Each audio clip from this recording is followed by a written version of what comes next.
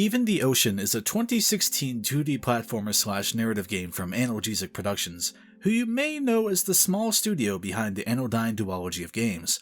Anodyne 2 was my favorite game of the year when it came out in 2019, so when I was presented with a Switch code by the publisher for this channel, I had to take it and see what it was all about. So how did I feel after playing it? My ultimate takeaway is that it is a rough around the edges game that maybe tried to do too many things, both in terms of its scope and its dialogue, but it has enough heart and smart design to still leave me charmed in the end. It's a good indie game in every sense of the word, not doing anything perfectly, but doing just enough deftly that it's impossible for me not to respect it as a neat experience. Before I set up the setup, this game does a pretty novel thing right out of the gate by offering up one of 4 different ways to experience the game. Story skips the traditional platforming parts of the game, Gauntlet gives you just the platforming levels, past the first playthrough focused Warp mode lets you start from any point in the game, and, of course, the full game option. I'll be talking about the game from the perspective of that last choice, but this is a pretty neat option and I appreciate that it's here. I'm sure at some point I'll itch to come back and try the Gauntlet mode, for example. There are also some other great options like faster text speed, hitting down to stop clinging to walls, and also some pretty neat post-game extras too. So the game opens up with an eccentric storyteller setting up the tale of Even the Ocean in a somewhat meta way,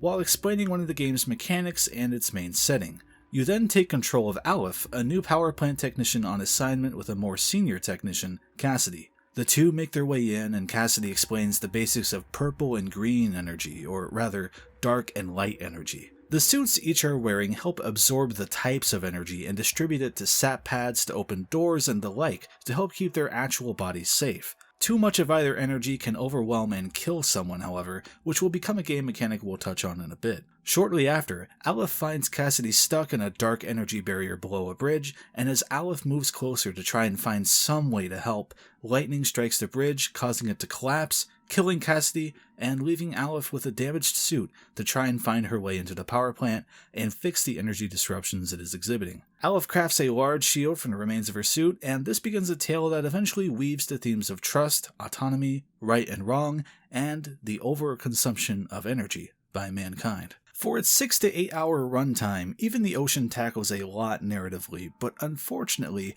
what it has to say often feels a bit more like characters were just talking at me about such things in a strange way. This crops up more toward the end of the game, but throughout its entire second half, the game becomes pretty chatty. Depending on the experience you want, and even the one you pick at the beginning of the game, if you do buy it, you may want to skip it.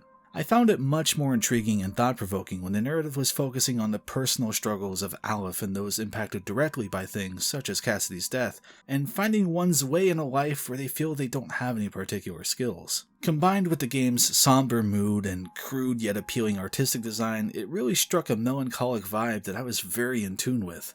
I don't think the narrative or even the message it's conveying by the end is outright bad, but it felt like there was a sudden shift where these characters just seemed to be handling cataclysmic matters by waxing philosophical about the world like a writer would, not entirely the way I would have expected these characters to. I don't want to say much more, and I do want to leave things as a mystery for those who are interested, so I'll leave that there. The gameplay is probably my favorite part of Even the Ocean, and much like the rest of the game, it can be uneven at times, but again, never in an outright bad way. What we have here in this game is a 2D platformer with a lot of minute-to-minute thinking on how to best navigate paths on a room-by-room basis. Each level is littered with objects and mechanisms that will sway your light and dark energy in a certain way, so the game has a fun, literal balancing act of making sure Aleph is never killed by too much energy. There are also some interesting wrinkles to consider, as balancing energy farther in one direction allows for longer jumps, but the other direction results in higher jumps,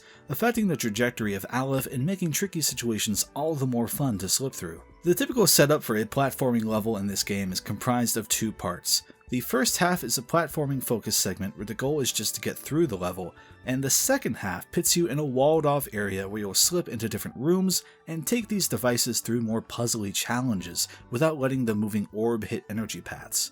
If the moving orb on the line comes into contact with any energy, it will break and mean you'll need to go back to the start to grab a new device. It's pretty neat. Aleph feels really great to control, no levels ever feel too long or too short. In terms of structure and pure gameplay feel, it's just right and pretty satisfying. However, I felt it never took things as far as I was expecting it to. As an example, the wrinkles I mentioned with longer jumps versus higher jumps are rarely ever an actual consideration for clearing a level, just more so a nice bonus that can make some jumps easier that could have been cleared otherwise anyway. On top of that, I felt that more often than not, I was accidentally just bypassing obstacles and small chunks of levels by just being on the ball with my platforming, but not in a way that felt like an earned reward, just something where a chunk of the level was designed and not intended to be skipped. There are also some placements in the level design that just don't seem to get used at all and are there to be there. There are no collectibles in the game to be concerned with, so it's not as if there's anything tucked away in those places to be collected. It feels a little confusing, but I think the main result of all of this is that even the ocean is a very comfortable challenge.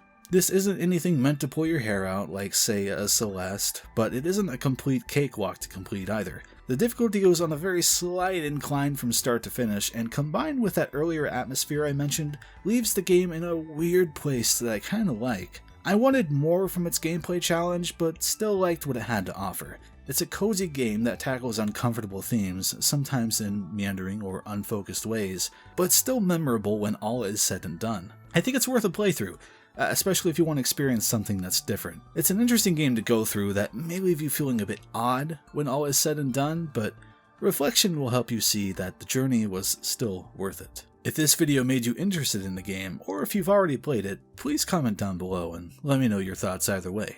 Until next time, do take care.